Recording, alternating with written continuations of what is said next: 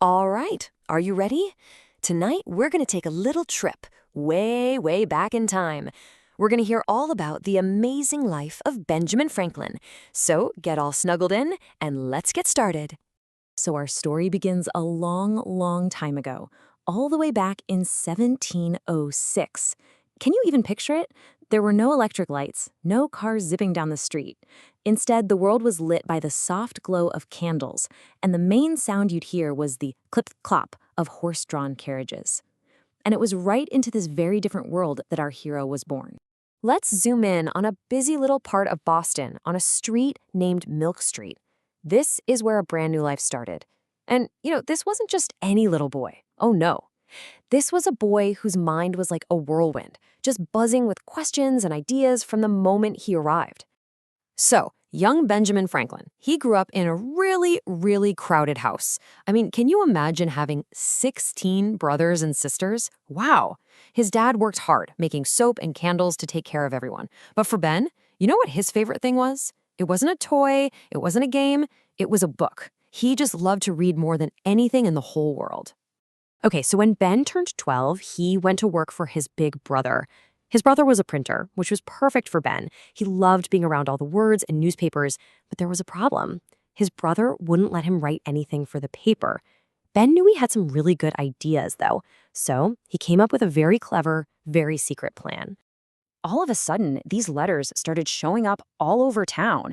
They were signed by someone named Mrs. Silence Goodgood, and her words, they were so funny and so smart.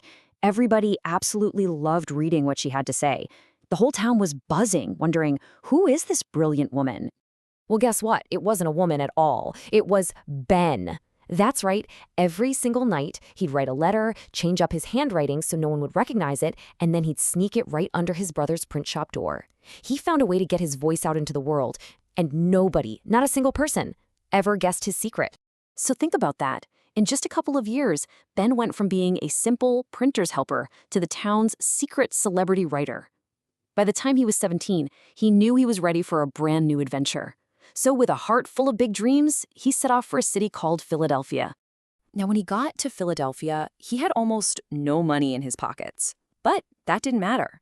Ben was determined to make his mark. He looked around and saw a city just full of possibilities. And right away, he decided he didn't just want to build a life for himself, he wanted to build a better city for everyone. And you know what? He did it. He worked so hard, and before long, he opened his very own printing shop and started his own newspaper. He even created this famous little book called Poor Richard's Almanac. It was packed with funny sayings and smart advice, and people couldn't wait to get a new one every year. I bet you've even heard some of his sayings.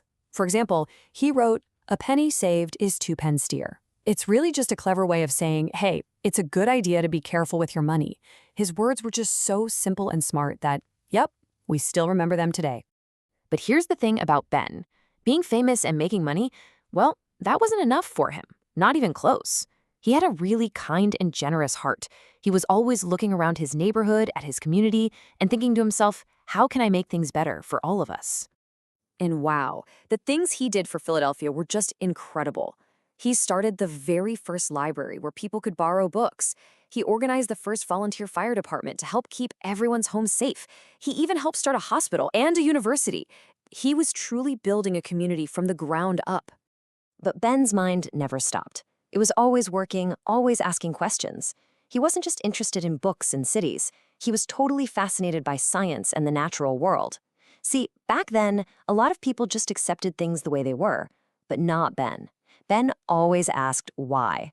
He'd look up at the sky and wonder about the clouds, the rain, and especially the lightning. And that curiosity, it led to his most famous experiment of all. Just picture this, a dark, stormy night. He goes out and flies a kite right up into the thunderclouds. He ties a metal key to the kite string, and he waits. And then, just like he thought, tiny little sparks started jumping from the key. He had proved it. That big, powerful lightning up in the sky was the exact same thing as the tiny sparks of electricity we see down here on Earth. So what he did with that discovery is what's really amazing. He invented the lightning rod to keep houses safe from fires. He created bifocal glasses so people could see things both far away and up close without having to switch glasses. But Here's the most wonderful part of all. He never, ever asked for money for his inventions. He really believed they were gifts, gifts to be shared with everyone. Well, as Ben got older, his country started to need him in a whole new way. A brand new nation was being born, the United States of America. And of course, Benjamin Franklin was going to be right there, in the middle of everything, helping to shape its future. Just look at this number for a second. 4. Why is that number so important? Because Benjamin Franklin was the only person, the only founding father, to sign all 4 of the most important documents that created the United States. No one else did that. It's an incredible honor. Yep, his signature is right there on the Declaration of Independence, the paper that announced America was free. It's also on the Constitution, the rule book for the new government. By putting his name on those and 2 other really important papers, he was literally helping to write the story of America. And he didn't stop there. He even traveled all the way to France as an ambassador to ask for their help. Now, all the other important people there were wearing these big, fancy wigs. But Ben, he just wore a simple fur hat. And the people in France, they absolutely loved him for it. They loved his smarts, his jokes, and his down-to-earth style. He was a total star.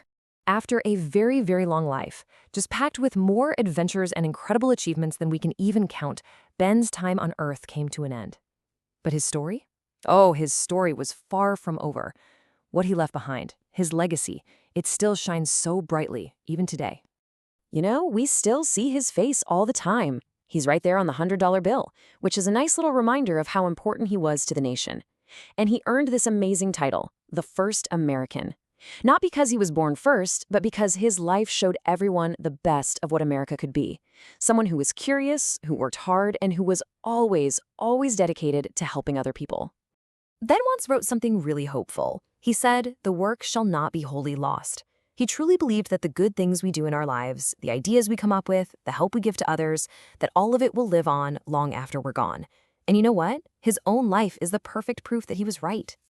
So, as our story about Benjamin Franklin comes to a cozy end, and it's time to get ready for sleep, just think for a minute about all the amazing things he did. And maybe, just before you drift off to sleep, you can ask yourself a little question. What wonderful new ideas will you dream of tonight?